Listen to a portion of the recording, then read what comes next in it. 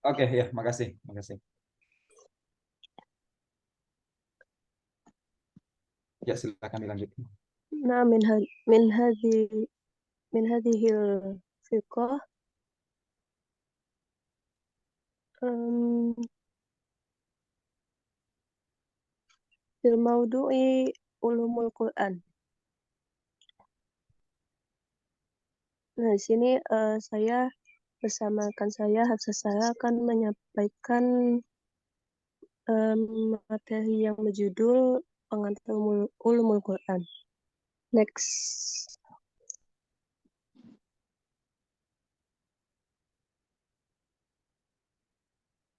Nah, sub pembahasan pada kali ini itu yang pertama ada pengertian ulumul Quran, yang kedua sejarah dan latar belakang, ketiga perkembangan ulumul Quran, dan yang keempat objek pembahasan ulumul Quran.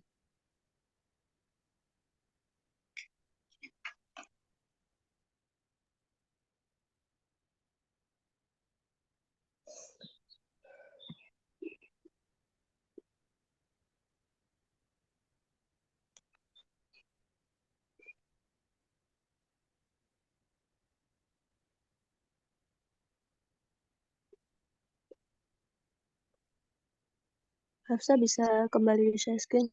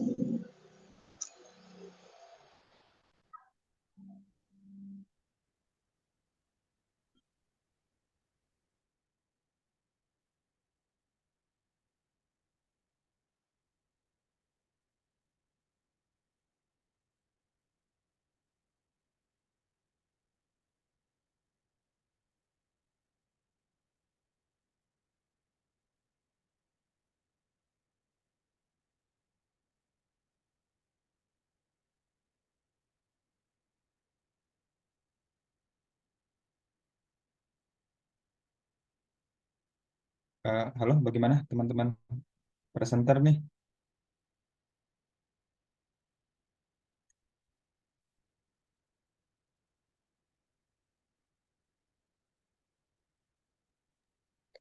Afan Ustaz, mungkin ada kendala. Oh gitu. Boleh dibantu aja, ada gak file? Ya, boleh dikirim ke grup dulu. Mungkin itu nggak support atau sinyalnya lemah di areanya Melati nih. Suka begitu memang.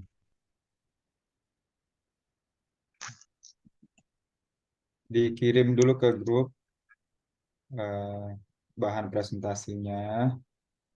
Terus di antara kita ada yang membuka yang sinyalnya kuat ya.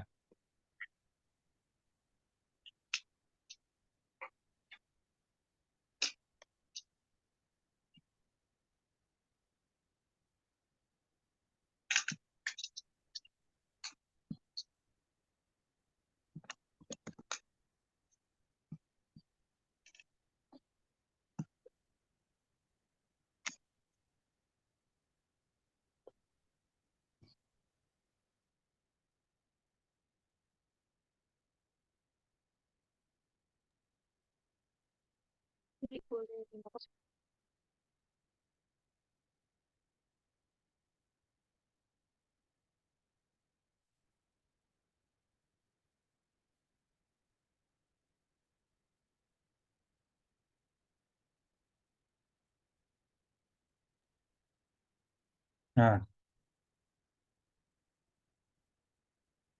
Nah, ya, Mumtaz.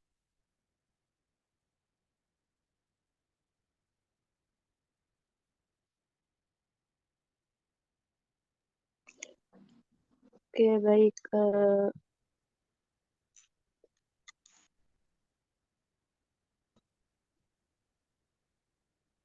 Saya ulang kembali, pembahasan pada kali ini itu ada pengertian ulumul Quran, yang kedua sejarah dan latar belakang, kemudian perkembangan ulumul Quran, dan yang keempat itu ada objek pembahasan ulumul Quran. Yang pertama pengertian ulumul Quran. Al-Quran diturunkan Allah SWT kepada manusia sebagai petunjuk mencapai keselamatan, kebahagiaan dunia dan akhirat. Pada masa Nabi, masalah-masalah yang timbul selalu dapat diselesaikan dengan mudah dengan bertanya langsung kepada beliau. Namun, perkembangan selanjutnya tidaklah demikian. Dalam upaya menggali dan memahami isi Al-Quran, umat Islam perlu kepada alat untuk membenahnya. Next. Ulum Al-Quran adalah sekumpulan ilmu yang membahas tentang berbagai segi dari Al-Quran. Para ulama mendefinisikan ulum Al-Quran sebagai ilmu yang membahas hal-hal yang berhubungan dengan Al-Quran dari segi aspek turun, sistematika, pengumpulan dan penulisan, bacaan, tafsir, kemukjizatan, serta nasih dan mansuh. Sebagian ulama mengatakan bahwa ilmu-ilmu ini juga disebut dengan usul al-tafsir. Sebab cakupan pembahasan dalam ulum Al-Quran berkaitan dasar-dasar memahami Al-Quran. Karena itu, seluk-beluk ulum Al-Quran mutlak harus dikaji dan dikuasai oleh seorang musafir. Next.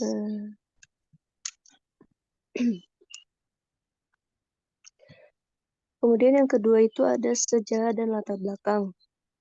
Lahirnya ulumul Al-Quran begitu lekat dengan proses turunnya Al-Quran yang dibarengi dengan seputar pertanyaan dari umat Nabi Muhammad kala itu.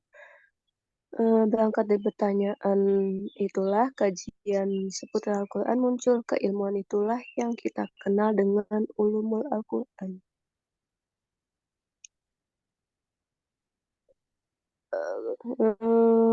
Pembahasan selanjutnya perkembangan ulumul Al-Quran yang akan dijelaskan oleh rekan saya Hafsah.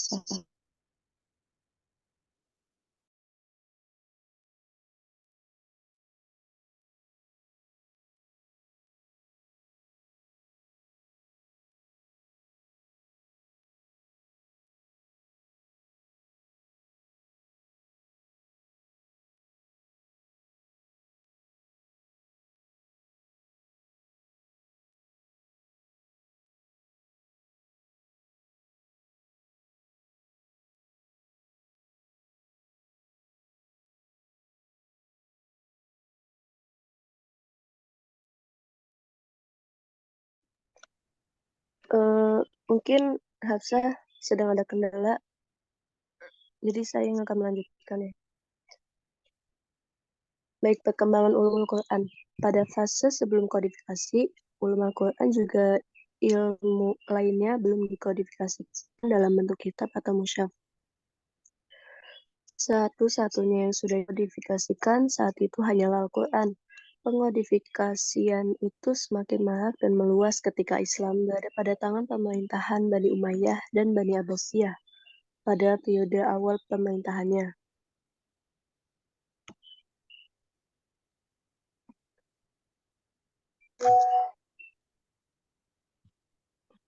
Oke, bisa dilanjut, Hafsah.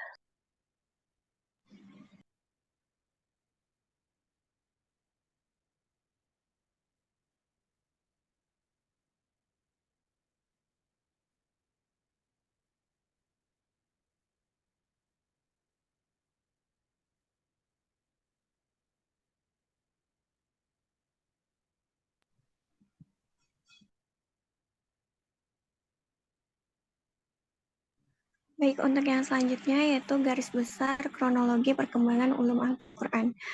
Yang pertama yaitu pada masa sahabat atau generasi pertama, yaitu ada tokohnya seperti Abu Bakar As-Siddiq, Umar bin Khattab, Ali bin Abi Thalib,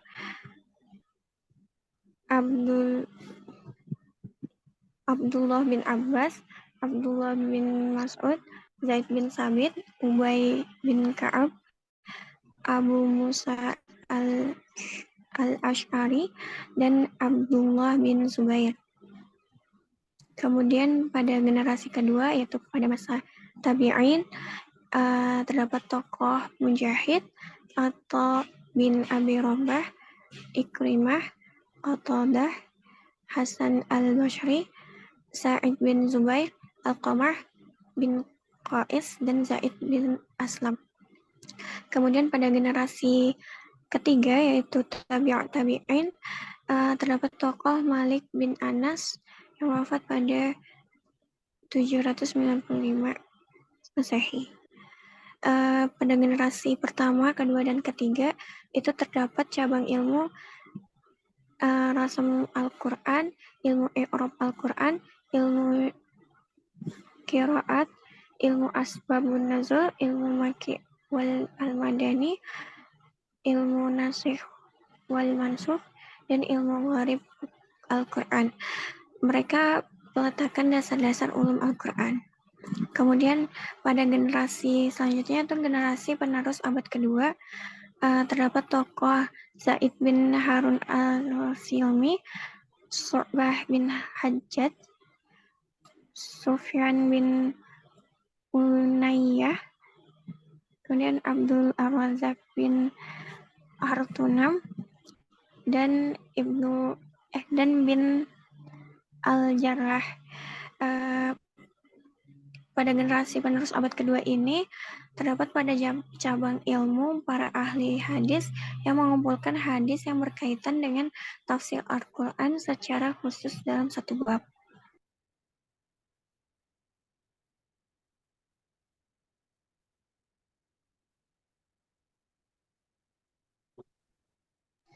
Kemudian selanjutnya itu pada abad ketiga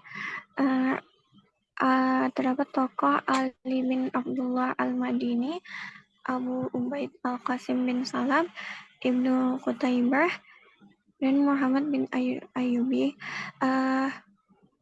Ali bin Abdullah Al-Madani menulis kitab Asbabun Nuzul, kemudian Abu Ubaid Al-Qasim bin Salam menulis Nasikh wal Mansukh, Qiraat, dan Fadail Al-Quran.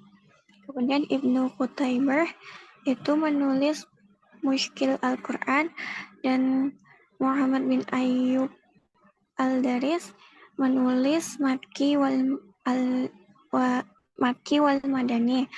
Pada abad keempat terdapat tokoh yang pertama Ibnu Jarir Al-Tabari, yaitu menulis tafsir Al-Tabari, tafsir Bi Al-Masur, juga i'rab Al-Quran. Kemudian Muhammad bin Khalaf bin Al-Murzaban menulis Al-Wafi fi Ulum Al-Quran. Kemudian selanjutnya Abu Bakar Qasim Al-Anbari, yaitu menulis Ajaib Ulum Quran. Kemudian Abu Hasan Ali bin Ismail Al-Ash'ari menulis Al-Muhtazin fi Ulum Quran. Kemudian Abu Bakar Muhammad bin Abdul Aziz Al-Sistani menulis fi Gharib Al-Quran, dan Muhammad bin Ali Al-Afdawi menulis Al-Istighna fi Ulum Quran. Pada abad kelima yaitu terdapat tokoh Abu Bakar Al-Baqilani menulis I'jaz Al-Quran, kemudian Ali bin Ibrahim bin Sa'id Al-Hufi Al-Misri menulis Al-Burhan fi Ulum Quran, dan Abu Amr Al-Dari menulis Al-Tafsir fi Qiraat Sab'ah. Kemudian Al-Mawardi menulis Amsal Al-Quran. Kemudian pada abad ke-6 terdapat Ibnu Al-Jauzi menulis Funun Al-Afnan fi Ajaib Ulum Quran, dan juga Al-Mujtabar fi Ulum Tata'allaq fi tata'allaq bi Al-Quran, dan Abu Al-Qasim Abdul Rahman Al-Suhaili menulis Mubhamat Al-Quran, dan yang terakhir Al-Sakhawi menulis Al-Mursyid Al-Wajiz bima yata'allaq bi Al-Quran Al-Aziz. Selanjutnya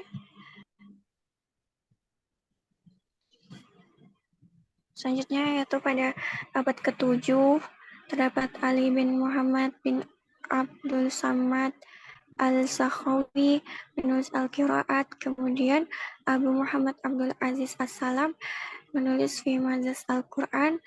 Pada abad ke-8 terdapat Badar Al-Din Al-Zarkashi menulis Al-Burhan Fi Ulum Quran.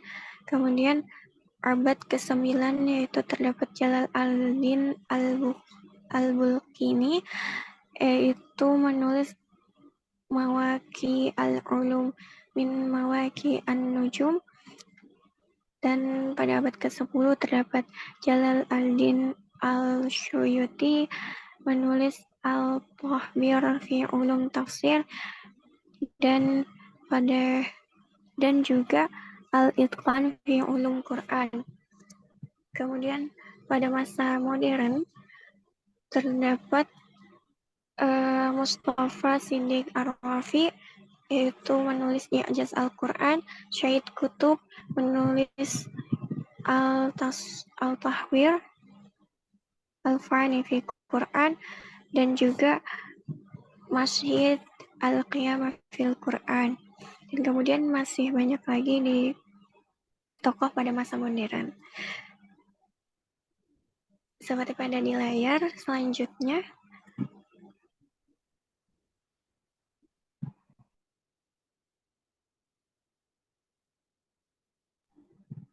Kemudian ini pembagian secara besarnya yaitu terdapat menjadi 5, yaitu perkembangan ulum Quran abad ke-2 Hijriah, abad ke-3 Hijriah, abad ke-4 Hijriah, abad ke-5 Hijriah, dan ke-6 Hijriah, seperti yang tadi telah disebutkan tokoh-tokoh dan juga karyanya. Kemudian untuk selanjutnya,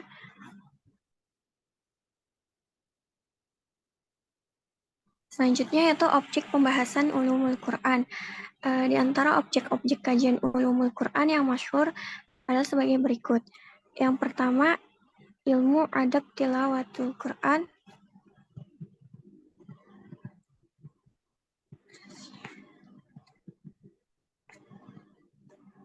Ilmu adab tilawat Quran, yaitu ilmu-ilmu yang menerangkan aturan-aturan dalam pembacaan Al-Quran. Kemudian yang kedua, ilmu tajwid, yaitu ilmu yang menerangkan cara-cara membaca Al-Quran, tempat memulai atau tempat berhenti, yang biasa disebut waqaf. Kemudian yang ketiga, yaitu ilmu asbabun nuzul, yaitu ilmu yang menerangkan sebab-sebab turun ayat. Kemudian yang keempat, yaitu ilmu i'rab Al-Quran, yaitu ilmu yang menerangkan harokat Al-Quran dan kedudukan sebuah kata dalam kalimat. Kemudian yang kelima yaitu ilmu nasikh wal al-mansukh, yaitu ilmu yang menerangkan ayat-ayat yang mansukh oleh sebagian mufassir. Yang keenam, ilmu i'jaz Al-Quran, yaitu ilmu yang menerangkan segi-segi kekuatan Al-Quran sehingga dipandang sebagai suatu mukjizat dan dapat melemahkan penentang-penentangnya. Yang ketujuh yaitu ilmu aqsam Al-Quran, yaitu ilmu yang menerangkan arti dan maksud-maksud sumpah Allah yang terdapat dalam Al-Quran. Kemudian yang terakhir yaitu ada ilmu jadal Al-Quran, yaitu ilmu yang menerangkan macam-macam perdebatan yang telah dihadapkan Al-Quran kepada segenap kaum musyrikin dan kelompok lainnya. Sesungguhnya masih ada banyak lagi objek-objek pembahasan ulum Quran yang tidak dicantumkan. Namun karena objek kajian tersebut di atas telah banyak mewakili objek kajian yang lain, maka disebutkan sebagai berikut. Kemudian dikembalikan kepada moderator.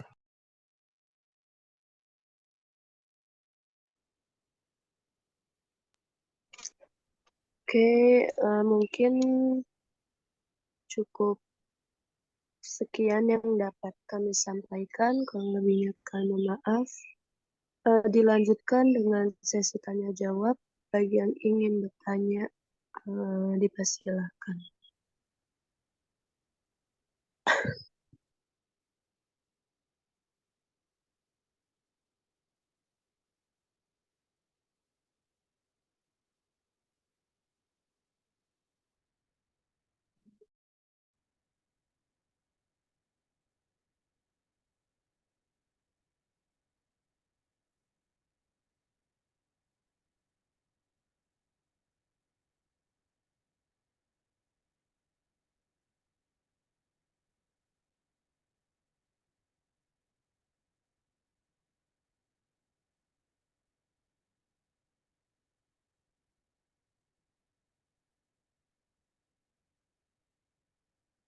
Ya, silakan teman-teman saling berinteraksi.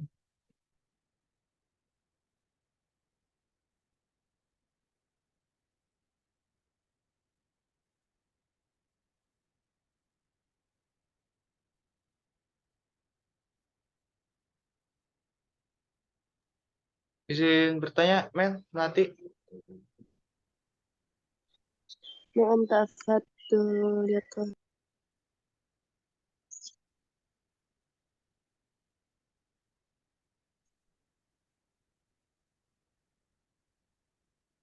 Ya, izin bertanya ya, Melati. Nah, dari kelompok 2, izin bertanya mengenai objek-objek kajian dalam ilmu Quran. Yang tadi telah disebutkan ya, salah satu anak itu yang ilmu apa tuh yang mansih ya? Mansiwan nasih tuh apa itu tadi?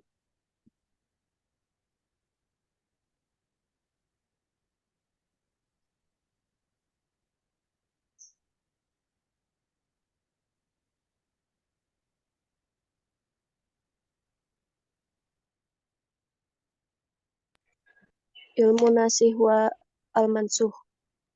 Iya, itu.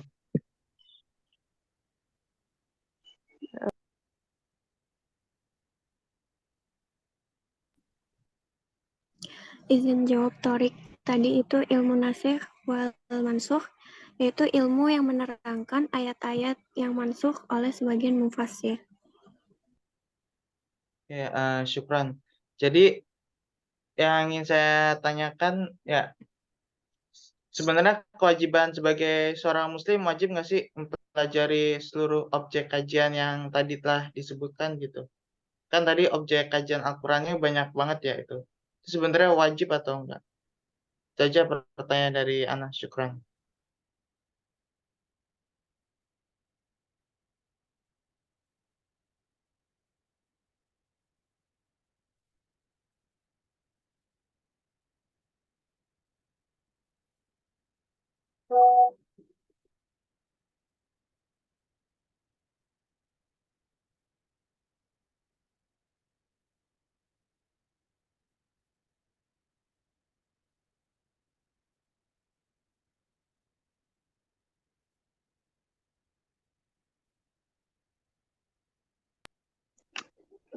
Toyib syukran kepada Toyib. Mungkin bisa kami skip dulu ya pertanyaannya ya sambil saya jawaban.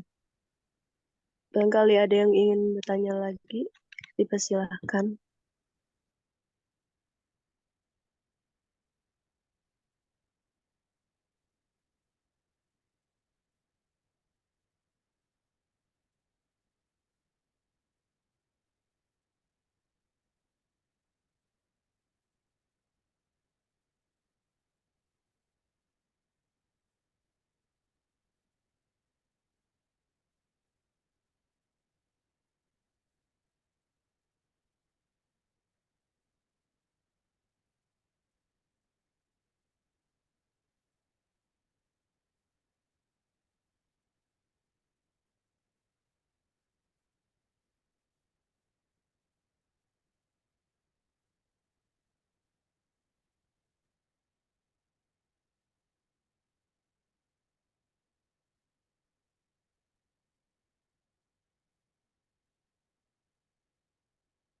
Hmm.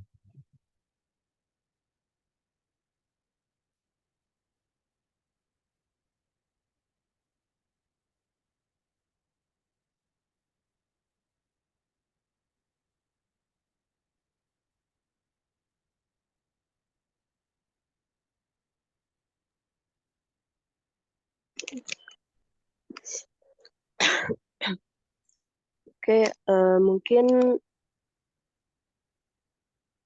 belum ada yang bertanya lagi. Eh, Di pertanyaan pertama itu akan dijawab oleh Hafsah. Persilahkan.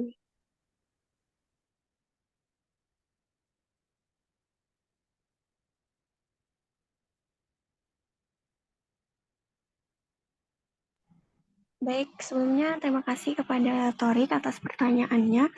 Apakah kita wajib mempelajari semua objek kajian ulumul Quran? Sebenarnya kalau kita itu nggak wajib semuanya, tetapi seperti yang dasarnya seperti ilmu adab tilawatil Quran, ilmu tajwid, itu tentu aja kita wajib karena dalam ilmu itu kan menerangkan cara-cara membaca Al-Quran yang baik dan benar.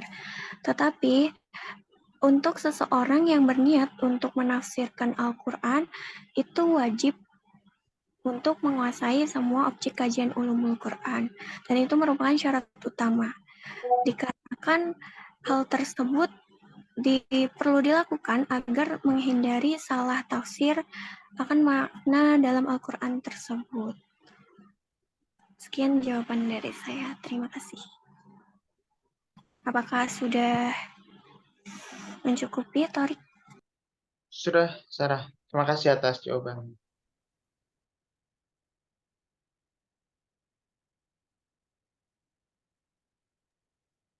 Oke, terima kasih pada Torik yang telah bertanya. Kemudian Sukon Hilal of Aceh. Di sini kita diberi penjelasan ya kepada dari Prof. Aceh. Nasih itu adalah ayat-ayat yang menghapus ayat lainnya. Sedangkan mansuh adalah ayat-ayat yang dihapus atau digantikan hukumnya dengan ayat nasih tadi. Contoh ayat mansuh seperti ayat tentang minuman keras diawali tidak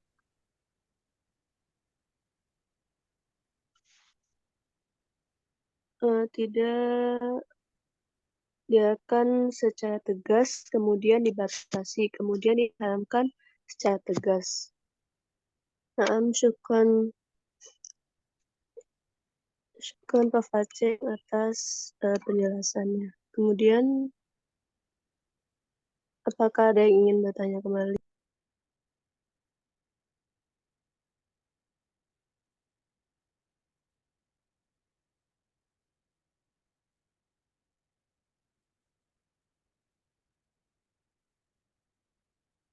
Ya, bagaimana teman-teman? Bebas aja ini. Ini teman-teman tuh yang presentasi eh, dikirim itu eh, bahan presentasinya tuh gitu ya. Di samping juga teman-teman yang lain itu membaca eh, referensi atau buku yang ada di LMS ya.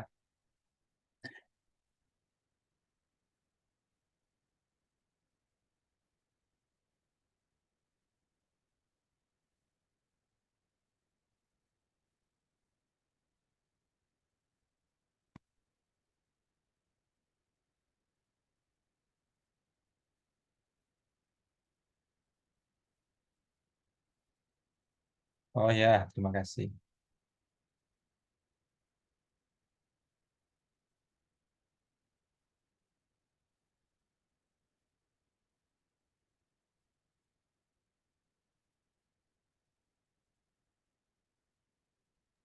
Oh, Kan masih dibuka sesi tanya jawabnya. Tuh.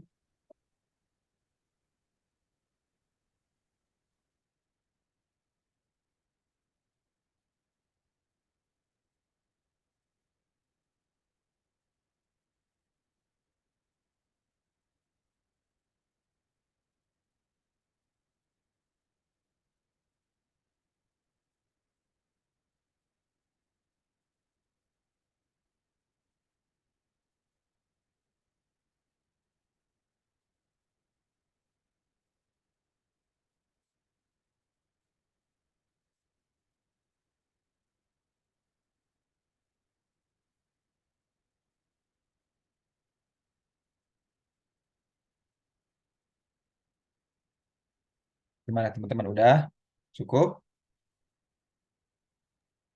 Mau bertanya, Ustaz. Ini mau bertanya, Ustaz. Boleh, ini tentang Al-Quran ya. Mengenal Al-Quran, mengenal ulumul Quran, bebas aja teman-teman. Dari topik yang sudah disandingkan, sudah bagus betulnya. Assalamualaikum, Afwan. Ana mau bertanya. Ya, silakan. Silakan moderator diatur. Ya, Hana dipersilahkan. Ya, baik. Assalamualaikum warahmatullahi wabarakatuh. Perkenalkan, nama saya Hana Safaja Putri dari kelompok 5. Izin bertanya ke kelompok 1. Terus, sorry. Jadi bagaimana ulumul Quran itu berperan dalam menjawab tantangan dan pertanyaan-pertanyaan kontemporer gitu, misalnya dalam konteks sosial, politik, atau ekonomi. Itu aja sih pertanyaannya. Terima kasih.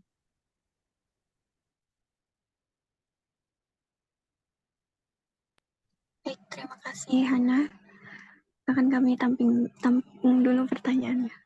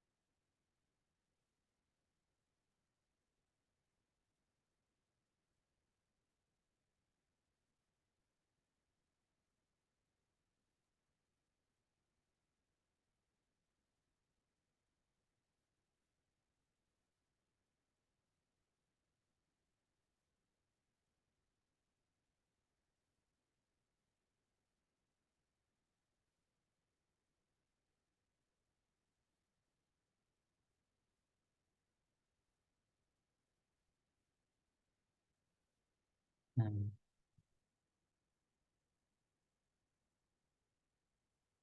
Yang pertanyaan terakhir bagus sekali ya, nanti di jawabannya arahan dari Ustadz Aceng itu luar biasa, juga dari usaha teman-teman ya dengan mengikuti referensi yang lain.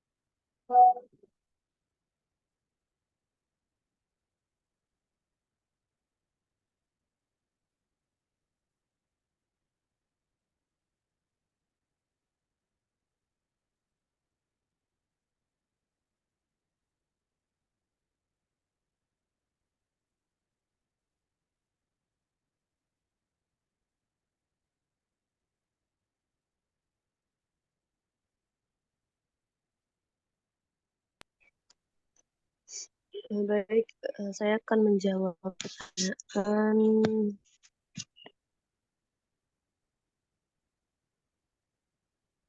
Hana ya. Permasalahan kontemporer itu,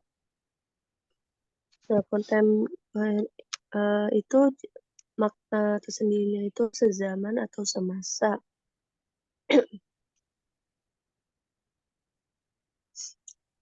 Nah, di sini tafsir kontemporer dengan berbagai metode dan pendekatannya memiliki kontribusi besar dalam menyelaraskan pesan Al-Quran.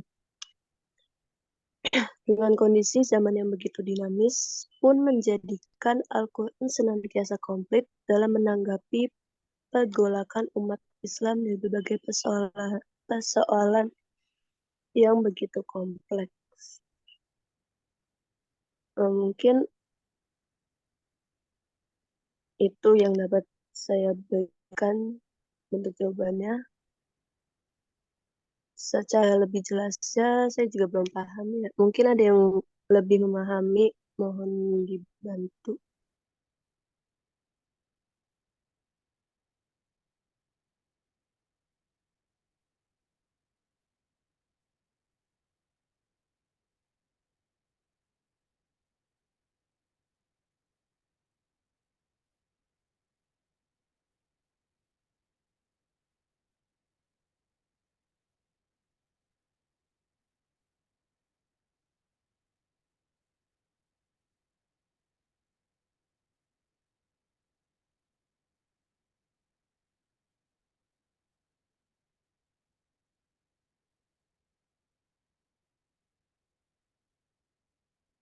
Hmm.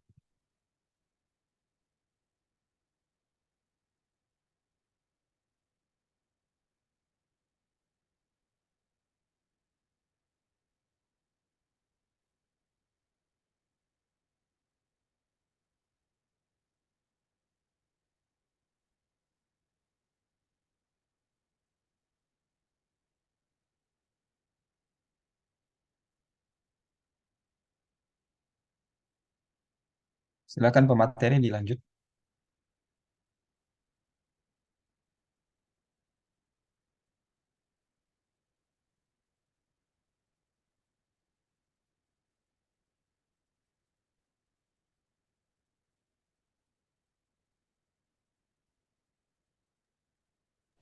Baik, saya izin menambahkan sedikit bagaimana Al-Quran itu menjawab persoalan-persoalan kontemporer. Hmm. Bahwa sebenarnya seluruh persoalan yang dihadapi telah ada pedoman dan solusinya di dalam Al-Quran. Sebagai contohnya di bidang kesehatan, yaitu Al-Quran telah menjelaskan bahwa akan muncul wabah penyakit yang menimpa suatu kaum yang apabila ditarik dalam konteks saat ini yaitu pada saat kemarin pandemi COVID-19. Namun dalam Al-Quran tidak disebutkan secara spesifik kan. Jadi sebenarnya semua persoalan itu udah ada pedomannya di dalam Al-Quran karena pada zaman saat ini perkembangannya sangat pesat, perkembangan ilmu sangat pesat, jadi kita bisa juga, maksudnya bukan kita sih, maksudnya ilmuwan-ilmuwan ataupun para tafsir itu bisa ulama-ulama dan kita tetap menjadikan Al-Quran ini sebagai pedoman. Seperti itu yang dapat saya tambahkan. Terima.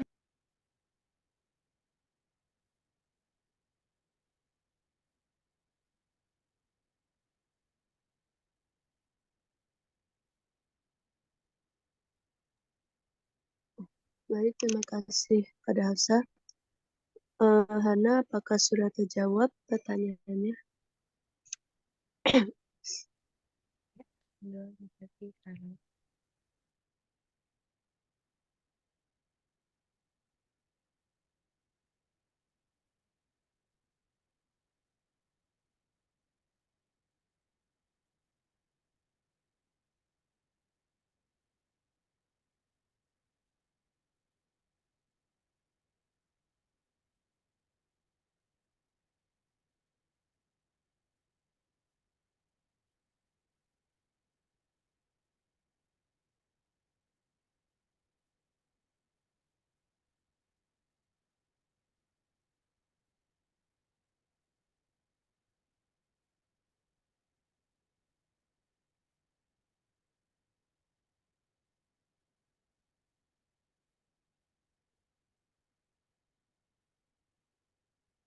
Oke,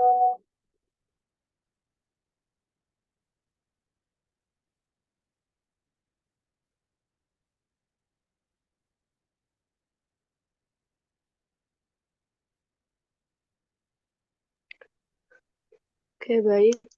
Mungkin cukup sekian presentasi dari kami.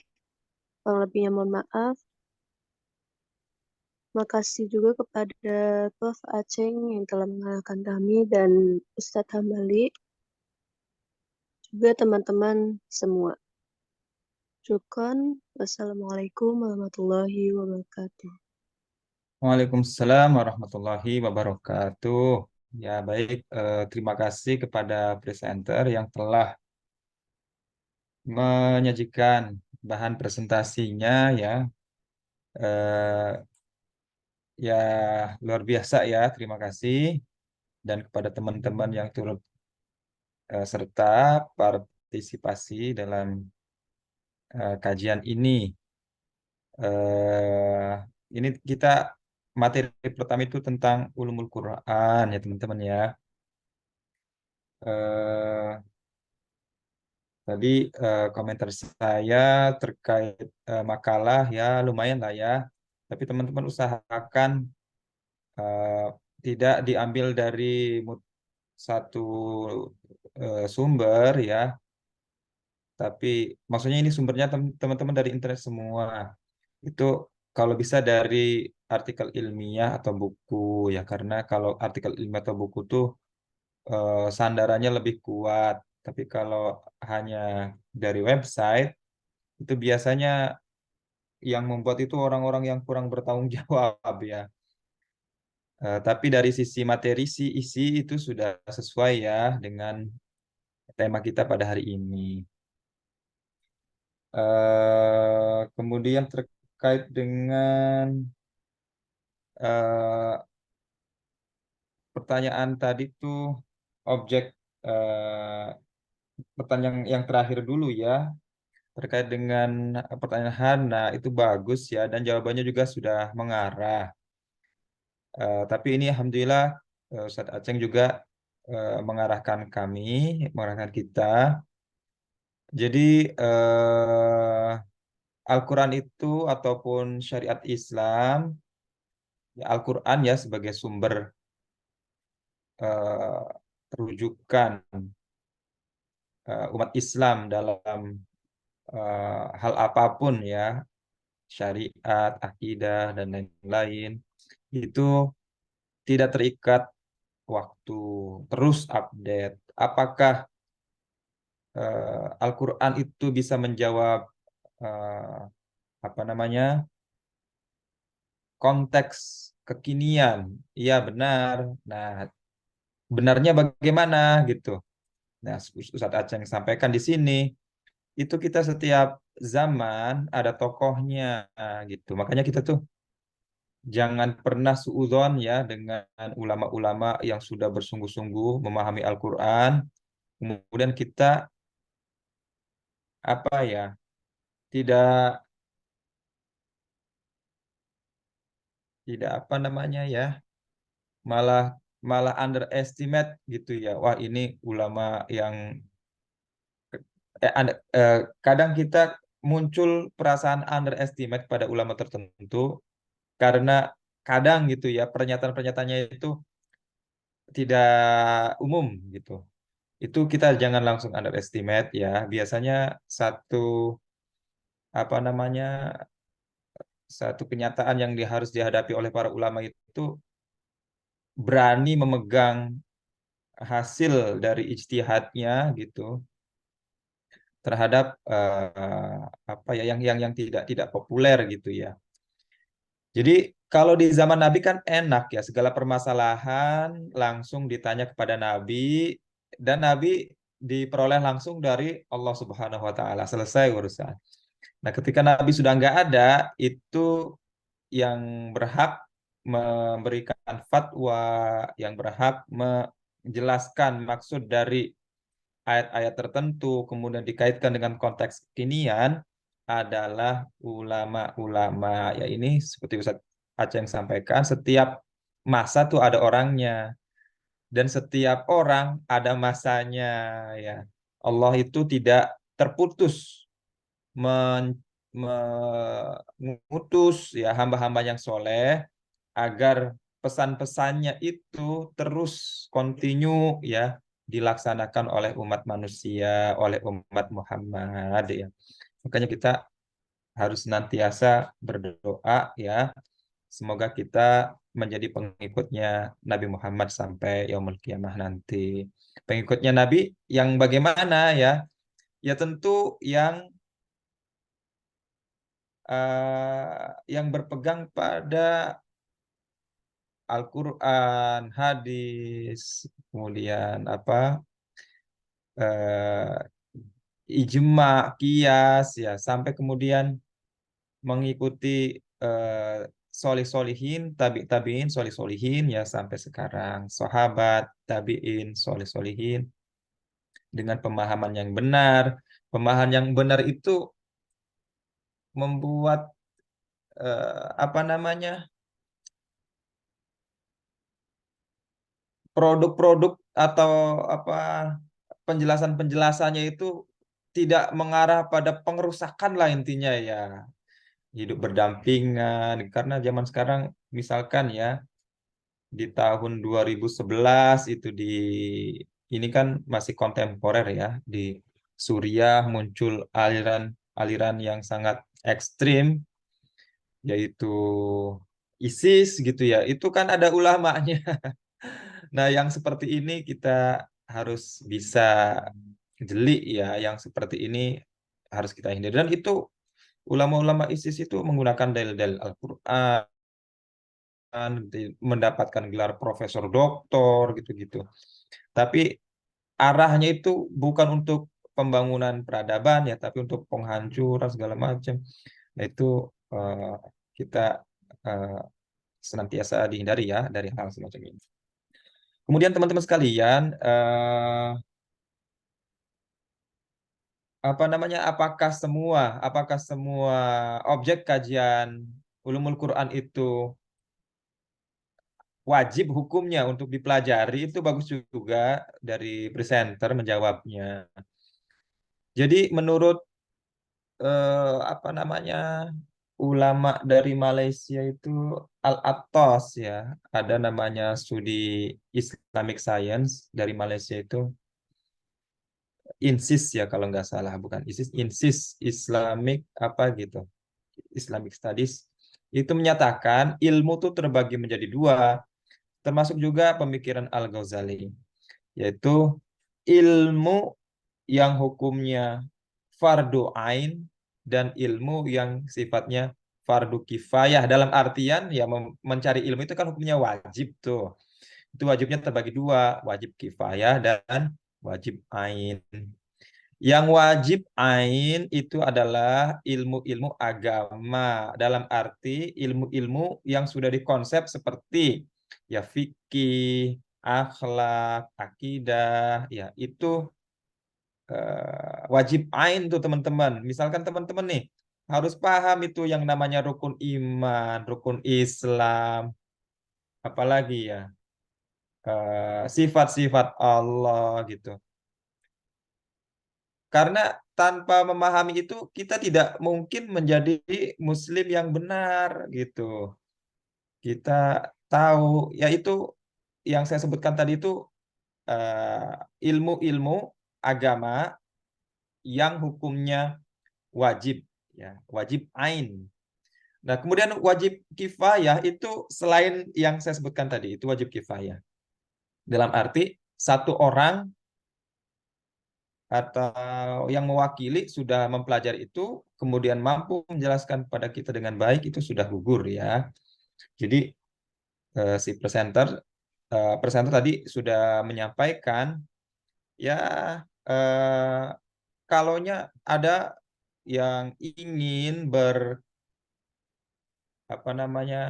mempelajari lebih dalam tentang tafsir, maka ilmu-ilmu objek kajian tafsir tadi itu hukumnya menjadi wajib, teman-teman. Salah satunya ya bahasa Arab, ilmu nasikh mansuh. Tidak memahami itu semua tidak mungkin bisa menjelaskan Al-Quran dengan detil ya. Ya itu menjadi catatan. Kemudian yang catatan terakhir dari saya nih teman-teman.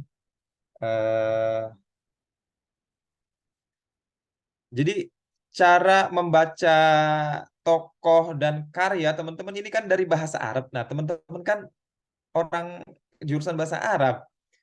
Itu yang benar ya teman-teman ya. Jangan mengikuti ejaan Indonesia dong. Ini sebentar nih saya tunjukkan. Atau ada menunjukkan lagi ini. Saya sudah download. Bentar ya. Jadi jangan mengikuti ejaan Indonesia meskipun teman-teman sudah menulisnya dalam bahasa Indonesia. Tetap kita membacanya dengan bacaan Arab. Bentar ya. Ada di mana ya? Kita download lagi aja. Apa nih?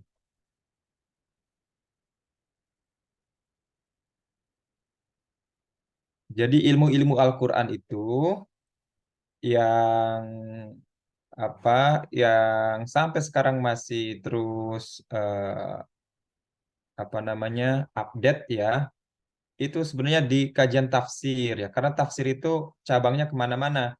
Kalau misalkan ulumul Quran di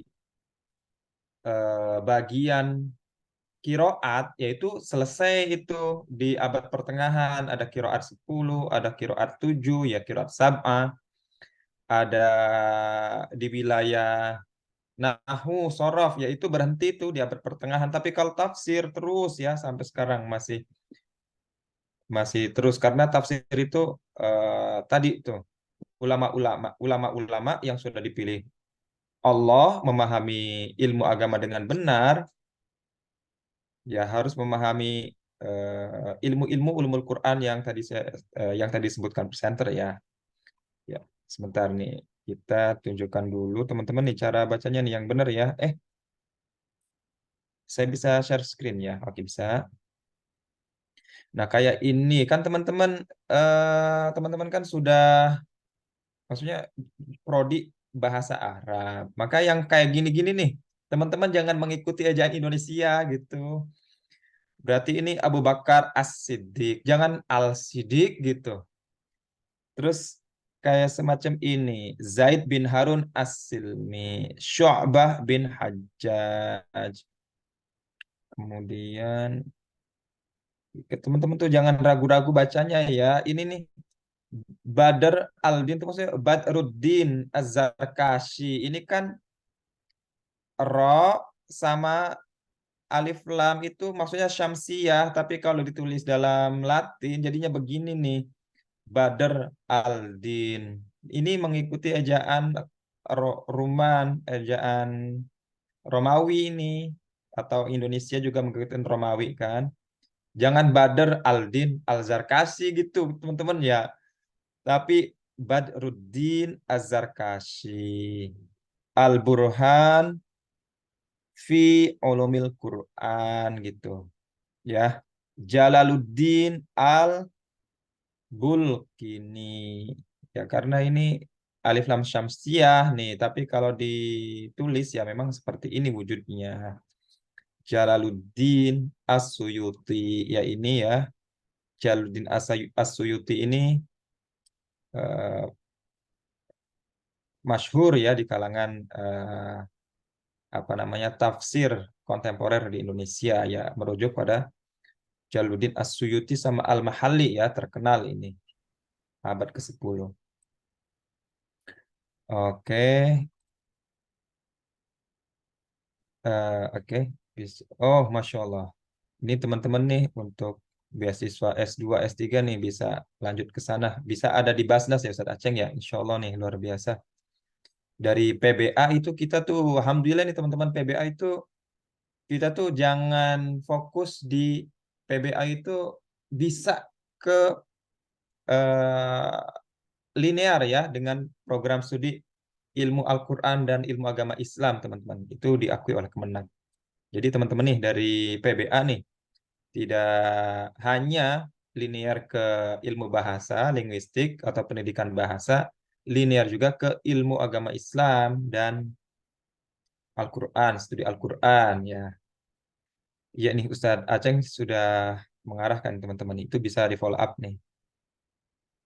Ya, luar biasa itu. Kemudian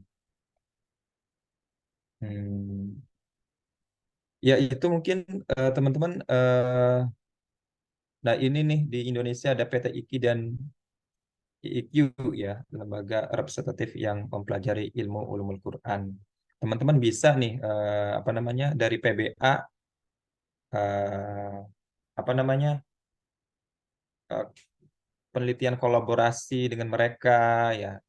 Itu bisa kalau misalnya teman-teman sudah semester akhir diminta membuat tulisan atau teman-teman punya inisiatif ingin menulis tentang Al-Quran, itu bisa namanya studi kolaboratif teman-teman dengan lembaga lain. Itu tuh luar biasa ininya, apa namanya apresiasi dari jurnal tuh kalau misalkan kita melaksanakan penelitian kolaborasi. Ya, ya penelitian kolaborasi ini sebagai ini teman-teman apa namanya tuh prasyarat salah satu prasyarat itu untuk bisa lolos beasiswa apakah Basnas ya bisa juga LPDP ya dia syaratnya tuh proposal ada proposal penelitian ya. Baik teman-teman itu saja dari saya mungkin bisa di atau sebelum ditutup nih sebelum saya lempar ke yang lain nih atau sebelum saya buka forum saya ingin bertanya dulu nih teman-teman nih.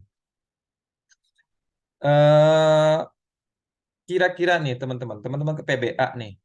PBA itu atau ilmu bahasa Arab yang teman-teman pelajari sekarang ini kira-kira lahir di abad mana nih di antara apa namanya perkembangan ulumul Quran yang sudah disajikan presenter tadi di abad pertama, kedua, ketiga atau berapa kira-kira? Ilmu bahasa Arab yang kita geluti sekarang ini nih, kira-kira di abad berapa nih? Kita kontekstualkan ya dengan materi tadi.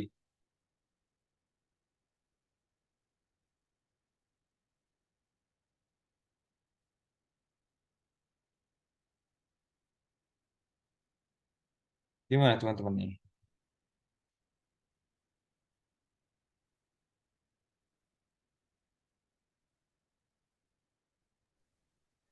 Abad ke-8, Ustaz. Abad ke-8. Oke. Yang lain nanti saya tanya deh kalau abad ke-8 atau abad keberapa kira-kira ilmu bahasa ini bisa tumbuh nih. Boleh teman-teman nih komentar aja biar asik ya belajar kita nih, pembelajaran kita nih. Hana Sofa nih, Hana Sofa. Kira-kira abad atau tahun keberapa di Masehi atau di Hijriah boleh deh.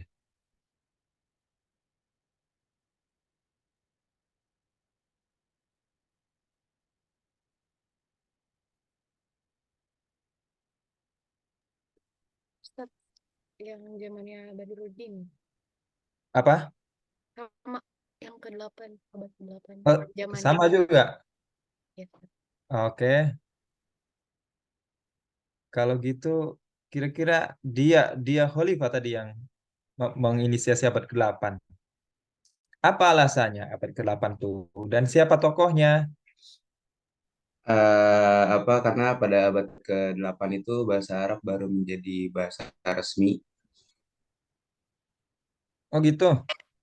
Oke, terus dan ya, ya. itu pada zaman kekhalifahan Umayyad Abdul Malik ibnu Warwan. Oke, luar biasa. Terus kalau ini Hana, Ya, Ustaz. kenapa tuh abad ke-8 juga Hana? Tuh abad ke-8 berarti ini nih, Badruddin. Di abadnya Badruddin. Tapi ini fokusnya ke ini ya, ke studi Al-Quran ya, bukan ke studi bahasa. Kira-kira menurut Hana, kenapa nih abad ke-8, Hana?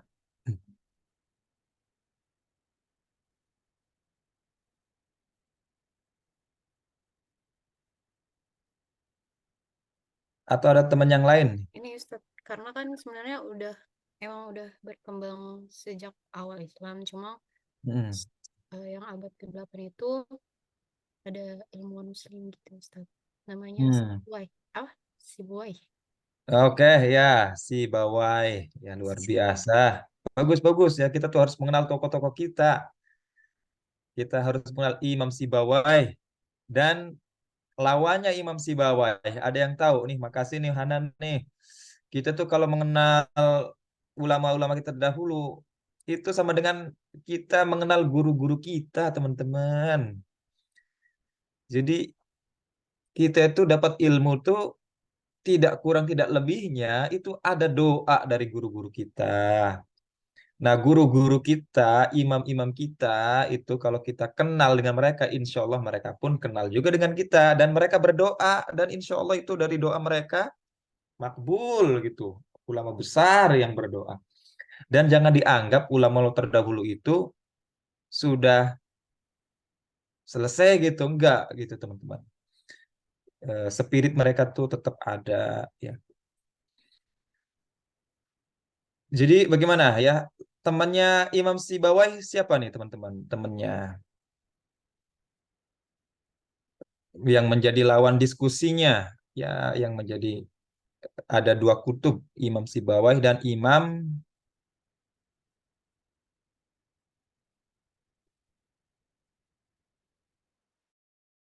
Oke, nggak apa-apa ya. Jadi bagus ya, ada lagi nih, teman-teman nih, silakan komentar. Bagus ya, saya senang sekali komentar apapun ya, saya selalu kaitkan. Jadi nggak ada komentar yang percuma ya, saya yakin deh. Apa yang teman-teman sampaikan, ikut berkomentar, saya yakin itu akan membawa manfaat untuk kita semua. Silakan, cukup teman-teman. Jadi teman-teman, ilmu bahasa yang kita pelajari itu sebetulnya sejak abad pertama kerasulan gitu. Jadi di zaman sahabat teman-teman. Di sini tokohnya tuh. Sini. Tapi belum tercatat ya, nggak tercatat karena mungkin eh, tidak bukan bagian sahabat yang dekat ya dengan Nabi. Namanya kan Abu Al-Aswad Ad-Du'ali itu masa sahabat teman-teman. Masa sahabat ya. Itulah yang kemudian lahir ilmu nahu. Jadi ada Al-Quran yang bacaannya begini, kok begini, harusnya begini. Jadi muncullah itu peletaknya itu Abu Aswad. Pernah dengar ya teman-teman ya? Abu Al-Aswad Ad-Du'ali. Ada bacanya Ad-Du'ali, ada Ad-Dauli itu ya. Pernah dengar teman-teman ya? Tokoh itu. Tokoh itu tokoh masyhur di kalangan pembelajar bahasa Arab ya. Ini di sini. Nah, kemudian di masa Umayyah khususnya sebentar sebelum Umayyah tuh masa Sibaweh dulu ya. Masa Imam Sibaweh terus masa itu Imam Sibaweh itu kemudian sebentar. Sebelum Imam Sibawih itu ada mazhab namanya mazhab Basroh dan mazhab Kufah, teman-teman. Nah, Imam Sibawih juga masuk di sini dan Imam Khalil ya satu lagi. Itu tuh di generasi yang bersamaan Imam Sibawih, mazhab Basroh, mazhab Kufah. Nah, kemudian di abad 800-an ya, teman-teman tadi ya, masa-masa transisi tuh antara Abbasiyah ke Umayyah. ketika di Andalusia ya, itu bahasa Arab semakin populer karena di masa itu lagi gencar-gencarnya membuat terjemahan, ya. Lagi gencar-gencarnya eh, ekspansi ilmu Islam ke Barat ya. Itu yang dijadikan standar itu ya standar bahasa Arab sekarang itu dari Ibnu Malik itu teman-teman ya. Luar biasa. Sampai sekarang itu, sampai sekarang. Udah nggak ada lagi setelah Ibnu Malik itu. Jadi sudah dibakukan di Ibnu Malik itu. Setelah itu sudah adanya pengembangan-pengembangan bahasa dan pengembangan bahasa Barat ya. Dan kalaupun ada sudut pandang tafsir modern itu yang dijadikan rujukan eh, nggak ilmu-ilmu bahasa yang lahir di abad-abad pertengahan. Nggak ada ilmu-ilmu bahasa Arab setelah itu ya. Adanya dari Barat, ya. Dari di eh, pindah dia jadi berhenti di abad 800, tapi muncul lagi ilmu bahasa itu di abad 18-19 itu. Nah, munculnya itu dari Barat ya. Dan orang-orang Barat itu disebutkan itu mereka mempelajari sistem bahasa Arab itu ya. Seperti dikatakan oleh artikelnya siapa ya? Pernah saya diskusi dengan Ustazah Mamluah di UIN Malang tuh. Jadi si Chomsky itu belajar buku-bukunya Alfiyah gitu. Sehingga tata bahasa Arabnya maksudnya pemahaman ilmu tata bahasa strukturalisnya itu terpengaruh sekali dengan gaya tata bahasa Arab ya. Ya, baik teman-teman ya, itu dari saya mungkin ada pertanyaan dari sini, silakan.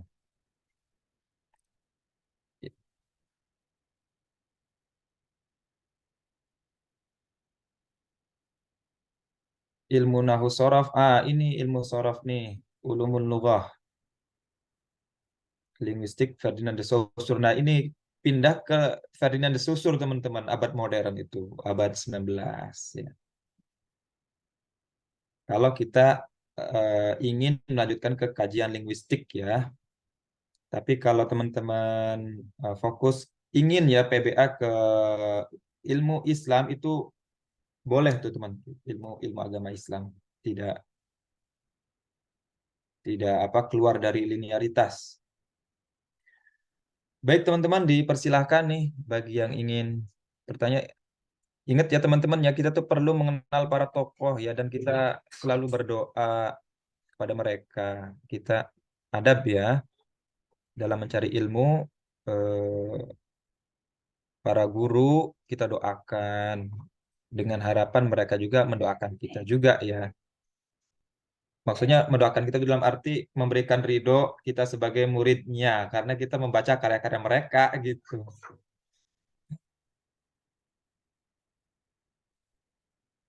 Ya, baik teman-teman, silahkan.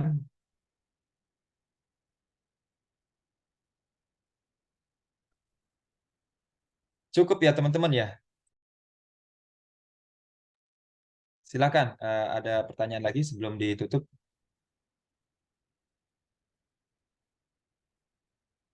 Ustaz, tadi eh, yang musuhnya Imam Sebawi siapa, Ustaz? Bukan musuhnya. Teman teman ngobrol, Ustaz. Iya, Teman mitra teman. lah. Itu mazhab ya, maaf. Mazhab Basroh, mazhab Kufah, Imam Sibawayh ya itu. Bukan musuh dan Imam Khalil ya, maksudnya generasi teman diskusi mereka. Jadi ada beberapa pendapat gitu. Ini Sibawayh seperti ini Imam Khalil, ini mazhab Basroh, ini mazhab Kufah ya. Kalau maaf, kalau teman-teman nanti mendalami ada perbedaan tata bahasa ya. Tapi sekarang tata bahasanya sudah diformalkan sama Ibnu Malik kan. Tapi sebelum itu terdapat banyak perbedaan. Seperti misalkan fiil itu tidak perlu mengikuti eh, tidak mengikuti rumus jamak kalau failnya jamak gitu. Itu sudah distandarkan sama Alfiyah. Tapi sebelumnya itu fiilnya ikut-ikutan jamak teman-teman. Makanya ada madhab namanya akaluni al-baraghis. Itu nggak harus al-akaluni gitu. Cukup akalat al-baraghis. Akalat ini al-baraghis itu yang standar ya. Tapi sebelum itu ada mazhab yang membolehkan gitu. Akaluni al-baraghis itu jadi mazhab sendiri. Tapi sekarang sudah nggak tahu saya perkembangannya. Ya, sekarang kan sudah distandarkan sama Alfiyah itu ya. Menjadi MSA sekarang. Modern Standard Arabic. Ups. Ya, teman-teman bisa follow up tuh. Imam Sibawai, Imam Khalil, sama mazhab Kufah dan mazhab Basroh. Ya, itu mazhab Basroh dan mazhab Kufah dua-duanya di Irak ya. Sayang sekali Irak sekarang sudah, Masya Allah ya, sudah habis ya di masa Jengiskan ya, habis di masa Jengiskan dan habis lagi di abad modern oleh Amerika ya. Sekarang Irak mengenaskan padahal dulu itu peradaban sangat maju teman-teman. Ya Allah membolak-balikan ya, membolak-balikan satu kaum. Nah, harapannya itu umat Islam sekarang itu harapannya ke umat Islam Asia Tenggara teman-teman, kebangkitan Islam itu. Ya, kita itu makanya harus dituntut kesungguh-sungguhan gitu. Dianggap Islamnya itu Islam moderat, muncul orang-orang hebat itu dari Indonesia gitu. Pemikiran-pemikiran maju, pemikiran-pemikiran revolusioner itu dari Indonesia. Nah, itu banyak mufasir-mufasir modern kebangkitan Islam itu dari Asia Tenggara. Ya, teman-teman, ya, teman-teman harus ini apa namanya? Motivasi ya. Sebentar. Ini Bapak masih kuliah. Baik, teman-teman, bagaimana ada pertanyaan lagi?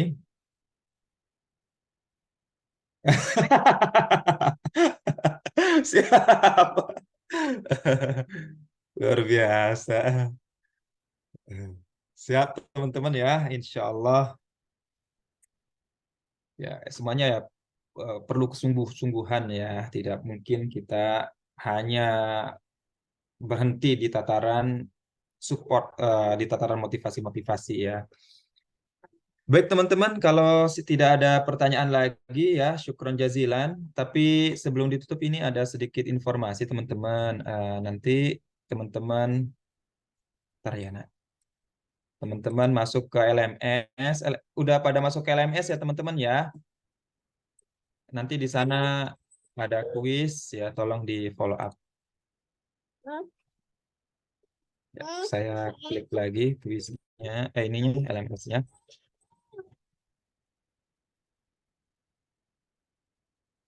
Ya baik, terima kasih atas segala perhatian. Ya mohon maaf atas segala kekurangan. Oh, amin, Ustadz Aceng. Iya tuh teman-teman tuh luar biasa Ustadz Aceng nih.